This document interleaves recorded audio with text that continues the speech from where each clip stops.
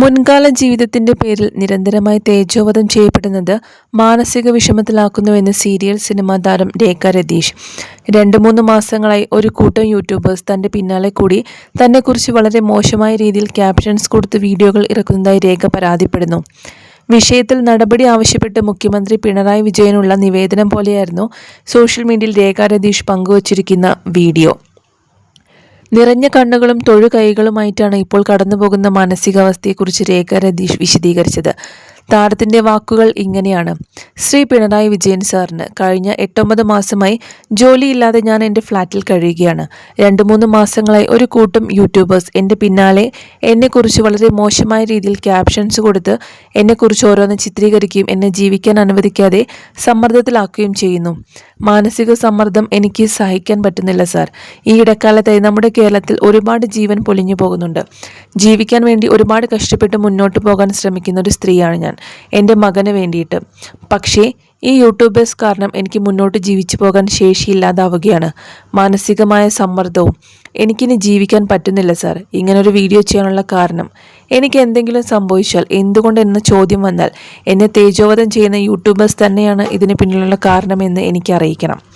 ഇതുകൊണ്ടെങ്കിലും ഇവിടെ അവസാനിക്കണം ഈ കാര്യങ്ങൾ. എന്നെ മാത്രമല്ല, എൻ്റെ ഫീൽഡിലുള്ള ഒരു കൂട്ടം ആൾക്കാരെ ഇതുപോലുള്ള കാര്യങ്ങൾ കൊണ്ട് ചൂഷണം ചെയ്യുന്ന ഒരുപാട് യൂട്യൂബേഴ്സ് ഉണ്ട്. ദയവ് ചെയ്ത് ഇതിനെതിരെ ശക്തമായ തീരുമാനമെടുക്കണം.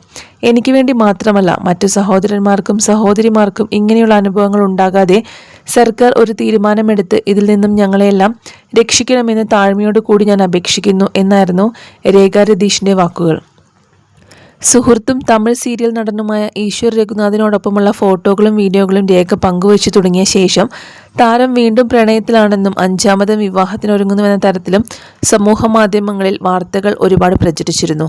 അതിനുശേഷമാണ് രേഖയുടെ വ്യക്തിജീവിതത്തിൽ മുമ്പ് സംഭവിച്ച കാര്യങ്ങൾ വീണ്ടും കുത്തിപ്പൊക്കി ചില യൂട്യൂബേഴ്സ് മോശമായ ക്യാപ്ഷനുകൾ നൽകി വീഡിയോ ചെയ്തു തുടങ്ങിയത്.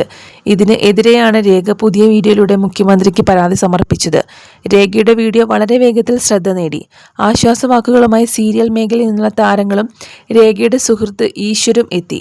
അവിവേകം ഒന്നും കാണിക്കരുതെന്നും തങ്ങൾ എല്ലാവരും ഒപ്പമുണ്ടെന്നുമാണ് ഏറെയും പേർ കുറിച്ചത്. സ്ട്രോങ് ആയി നിൽക്കുക, വിഷമം ഉണ്ടാകുമെന്നറിയാം, തോറ്റുകൊടുക്കരുത് ആർക്കു വേണ്ടിയുമെന്നും ചിലർ കുറിച്ചു. നീ ഒരു ധീരയായ സ്ത്രീയാണ്. ജീവിതത്തിൽ നീ ധാരാളം നേരിട്ടിട്ടുണ്ട്.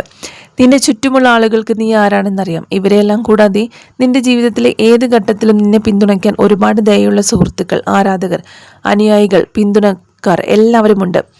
വിഷമിക്കേണ്ട. 3-കിട യൂട്യൂബർമാരും സ്വാധീനമുള്ളവരും എന്തും പറയട്ടെ, നിന്നെക്കുറിച്ച് മോശം വീഡിയോകൾ ചെയ്ത് ഈ ആളുകൾ അവരുടെ ഉപജീവനത്തിനായി പണം സമ്പാദിക്കുന്നു. ഏതൊക്കെയോ വിധത്തിൽ നീ ഈ പാവപ്പെട്ട യൂട്യൂബർമാരെയും അവരുടെ കുടുംബത്തെയും പോറ്റുകയും സഹായിക്കുകയും ചെയ്യുന്നു.